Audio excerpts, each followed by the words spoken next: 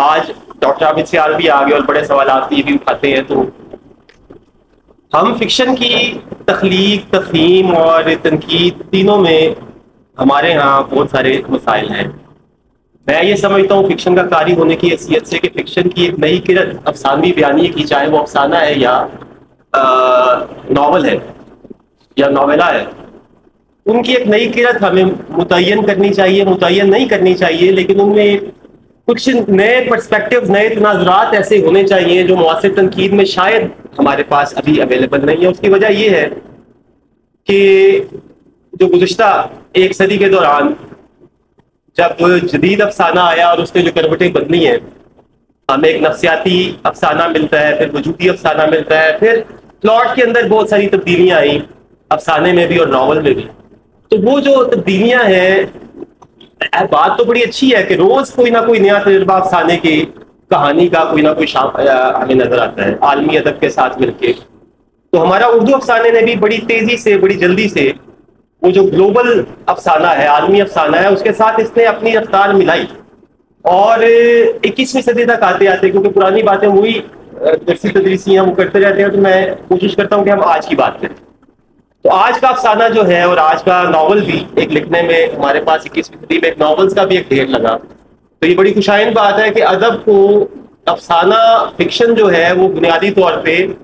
زندگی کو اس طرح سے اثر نو تخلیق کرنے کا عمل ہے کہ وہ جو معنی ہمارے ہاں روزمرہ کی زندگی میں، معمول میں جو لاسٹ ہو جاتا ہے، جس تک ہماری رسائی نہیں ہوتی، تو تخلیق کار فکشن کے ذریعے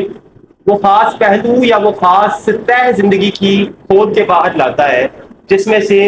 معنی کی یافت ہوتی ہے. یعنی زندگی کو معنی خیز بنانے کا عمل ہے فکشن تخلیق کرنے. تو یہ جو ہمارے پاس اس وقت فکشن کے جتنے بھی اصناف، جتنے بھی جانراز موجود ہیں، کہانی، مختصر افسانہ، مائکرو بھی اور ناول بھی، تو اس میں یہ جو پچھلی صدی کے دوران بہت سارے تجربات ہوئے، نفسیاتی بھی، پلاٹ کا بھی،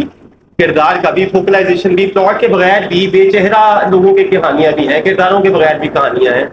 تو یہ اتنا تیز ہو رہا ہے کہ میں سمجھتا ہوں کہ ہمارے ہاں اس کے ساتھ ساتھ تنقیدی ٹولز بھی ایوالو ہوئے، لیکن وہ تنقیدی ٹولز کوئی وجہ طور پہ کوئی قابل تشفی کام کر نہیں رہے فکشن کی تخلیق کے لیے. وجہ یہ ہے کہ ہمارے ہاں جو نقاد ہیں زیادہ تر وہ فکشن کے اندر سے روشنی نہیں لے رہے یہ دیکھنے کے لیے کہ تخلیق، تنقید کس طرف جانا چاہیے، یا فکشن کا ایک ادب پارے کا افسانوی بیانیے کو کس طرح سے اپروچ کرنا چاہیے. بلکہ یہ وائسی ورثہ ہو رہا ہے. ایسا کوئی مسئلہ نہیں ہے، یہ بھی ہوتا ہے، یہ دادر وے راؤنڈ اور اس طرح سے چیزیں چلتی رہتی ہیں. بعض اوقات تخلیق جو ہے وہ تنقید کو رستہ دکھاتی ہے، اور کبھی کبھی تنقید بھی رہنمائی کرتی ہے، لیکن وہ ایک سٹیج تک، ایک سطح تک کرتی ہے. اس کے آگے میرا یہ ماننا ہے کہ تخلیقی ادب پیشوا فتادہ ہوتا ہے، تخلیقی ادب ہی آگے بڑھ رہا ہوتا ہے. ہمیشہ بڑے تخلیقی ادب کے نتیجے میں بعد ازاں بڑی تنقید وجود میں آتی ہے. تو یہ جو لسانی دبستان ہمارے پاس ہے تنقید کا، اور لسانی دبستان کے اندر بہت سارے دبستان موجود ہیں. ہمارے پاس افسانے میں، فکشن میں اس وقت جو بات اب کرنے والی ہے فائنلی،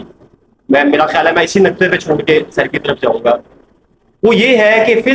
فی زمانہ اردو میں بھی اور عالمی ادبیات عالم میں بھی اس دوران جو تراجم ہوئے ہیں ادبیات عالم سے اردو میں، اردو زبان میں بہت زیادہ ہوئے ہیں، اور انہوں نے بھی اردو فکشن کے مزاج کو بہت تبدیل کی. تو ہمارے پاس ایک نہیں کئی اسالیب کا افسانہ موجود ہے اور متنوع ہے، اور اس میں کامیابی کے ساتھ، بہت کامیابی کے ساتھ جو پچھلے تجربات ہوئے ان سب میں سے ارگ کشید کر کے نئے افسانے کا اور نئے ناول کا حصہ بنایا گیا، جس میں وجودی افسانہ بھی ہے، جس میں نفسیاتی بھی ہے، جس میں معاشرتی اور معاشی بھی ہے. حقیقت نگاری کو ہم نے بہت سارے نئے شیڈز دیے، پلاٹ کو توڑ پھوڑ کے اس کے اندر سے کہانیاں برآمد کی،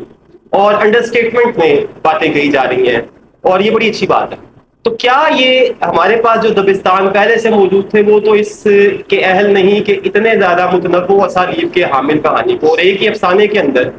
بعض اوقات افسانہ نگار یا ناول نگار جو آغاز اپنا کرتا ہے وہ روایتی بیانیے سے کرتا ہے، لیکن بعض ازاں اس کے اندر تاریخ بھی آ جاتی ہے، اس کے اندر نفسیات بھی آ جاتی ہے، اس کے اندر ایگزسٹینشل یا وجودی مسائل بھی آ جاتے ہیں. تو ایک طرح سے یہ جو افسانہ ہے آج کا افسانوی ادب میں مجموعی حیثیت میں، جس میں ناول بھی ہے، وہ اس نے اپنے آپ کے اندر نہ صرف ان تمام پہلے سے موجود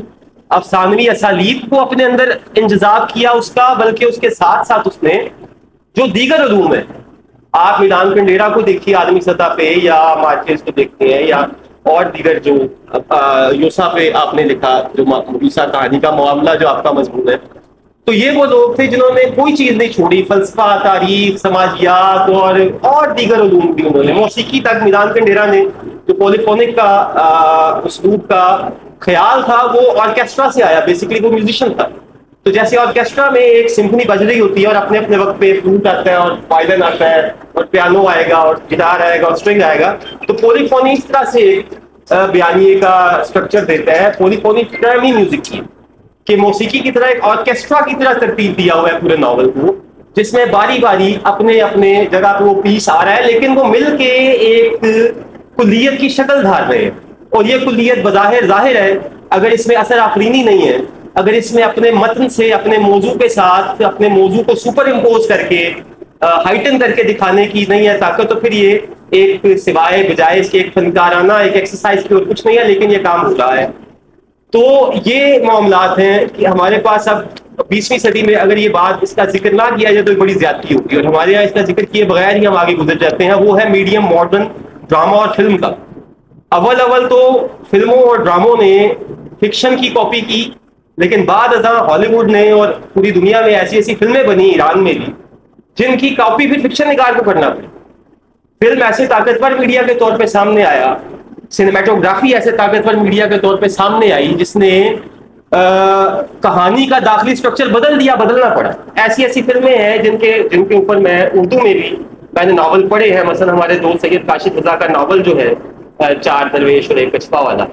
اس میں انہوں نے 2 فلموں کے پلاٹ کو کمبائن کیا، ایک ہے دا ونٹیج پوائنٹ اور ایک ہے پلپ فکشن۔ اس میں الگ الگ کہانیاں ہیں اور ان کہانیوں کے کردار کہیں انٹرسیکٹ کرتے ہیں،